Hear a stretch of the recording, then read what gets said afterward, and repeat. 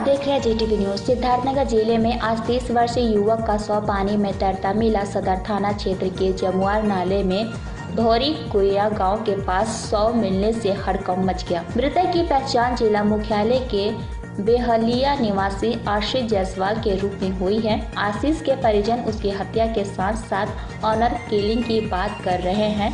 आपको बताते चले कि मृतक आशीष जायसवाल का एक युवती से प्रेम प्रसंग चल रहा था।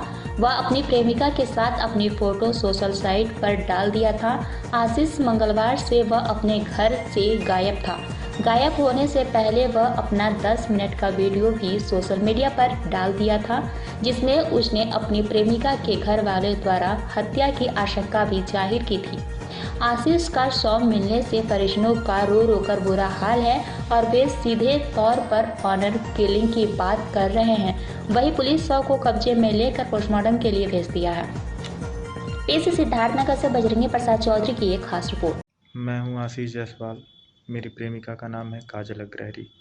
उनके पिता का नाम है अशोक अग्रहरी, माता का नाम उषा देवी, भाई का नाम शिवम अग्रहरी, उससे छोटी बहन का नाम मनीषा अग्रहरी जिसका नेहा भी नाम है, और भाई का नाम है शुभम अग्रहरी।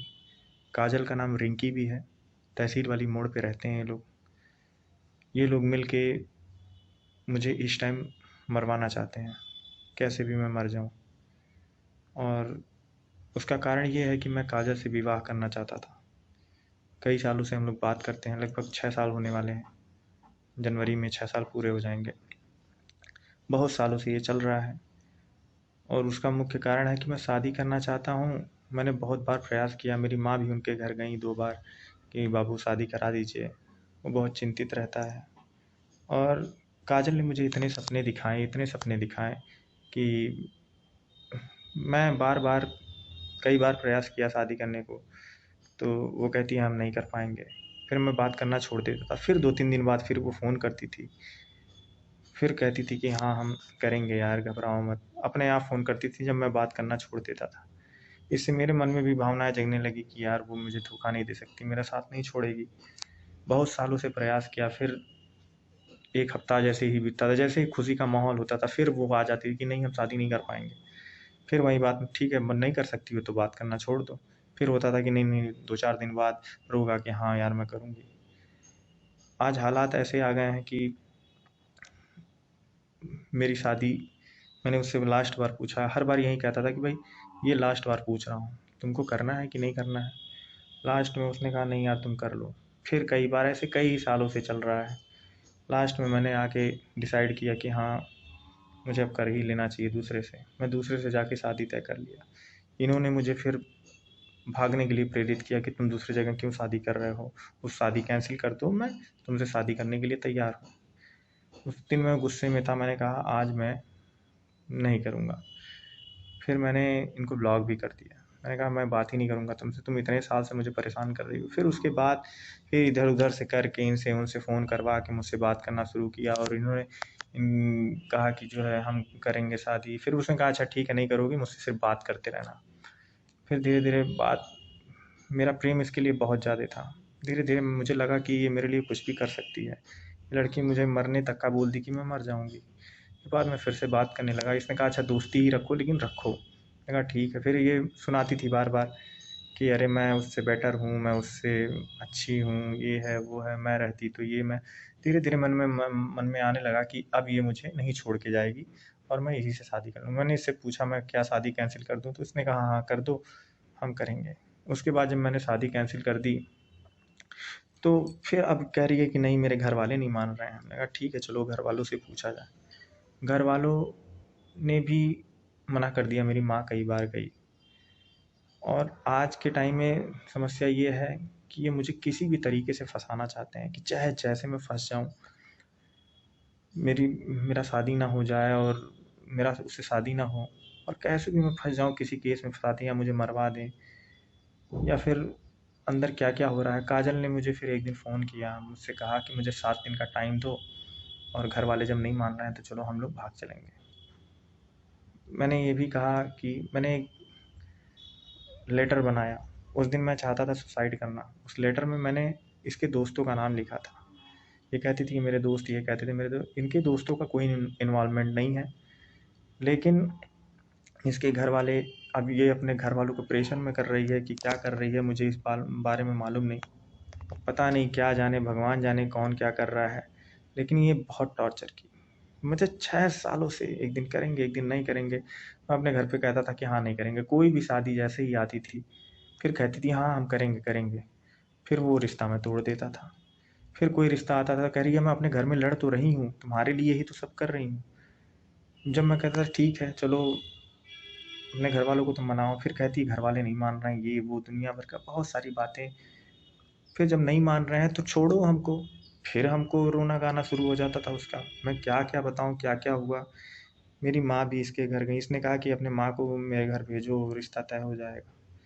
फिर इसने, मैंने कहा कि ठीक है, करना है तो बताओ, नहीं करना है तो मैं, क्योंकि तुमने इतना टॉर्चर कर दिया है, आज मैं मेंटली टॉर्चर हो चुका हूँ और अब मैं सुसाइड कर लूँगा, क्योंकि तुमने मुझे परेशान करके रख दिया है। अब बताओ तुमको करना है कि नहीं करना है। ये भी क्या, हमने सोचा लाओ अच्छा थोड़ा सा ये भी करके देखें, वो भी नहीं हुआ। फिर इसने क्या किया, इसने कहा कि एक काम करो, ऐसे ऐसे चैटिंग करो व्हाट्सएप पे जिससे लगे कि हाँ, और तुम मर जाओगे, ऐसा कुछ लिखो ताकि घर वालों को डरा सकूं। इसने कहा कि कहो कि हम मरवा देंगे ये वो। तो मैंने कहा, मैंने मैसेज किया कि मैं तुम्हारे हस्बैंड को मरवा दूंगा अगर तुम किसी और से शादी करोगी तो, और नहीं होगा तो तुम्हारी जब शादी हो जाएगी, तुम जब प्रेग्नेंट हो जाओगी तब तुमको मरवा दूंगा। ये सारी बातें फ़ोन पे हुई, बहुत सारी ऐसी सी बातें हुई। व्हाट्सएप कॉल पे बात होती थी घंटों घंटों। ये सब प्लान उसी ने दिया मुझे। फिर मुझे लगा ये सब तो यार चीटिंग हो रही है, ऐसा कैसे हो सकता है कि यार मैं करूं। ये अपने घर वालों को दिखाने लगी और घर वाले इसके, ये पीछे पीठ पीछे गेम खेल रही है। इसके दोस्तों से अपने ये जब बात करती थी तो कहती थी नहीं नहीं हम इससे शादी करेंगे ही नहीं है, ये है वो है। आज हो सकता है कि मेरा देहांत हो जाए, उसके बाद लोग स्टेटमेंट अपना बदल दें, उसी के फेवर में बोलें, भाई उसी के दोस्त हैं। लेकिन वहीं लड़कियां जब मुझसे बात करती हैं तो कहती हैं भैया वो आपको चूरन चूरन दे रही है। इसकी बहन से मैं बात किया, इसकी बहनें भी कह चुकी हैं, सारी की सारी बहनें, सारी बहनों का नंबर भी है मेरे पास। भाई 6 साल से कांटेक्ट कर रहा हूँ तो बहुत कुछ होगा मुझे नॉलेज। बहुत प्रयास किया, बहुत प्रयास करे मैंने अपनी जी जान, मैं आखिरी सांस तक अपने कोशिश करूँगा। जो भी होगा भगवान जाने, क्या होने वाला है मुझे नहीं पता। लेकिन ये मैं जानता हूँ कि मैं मरने वाला हूँ।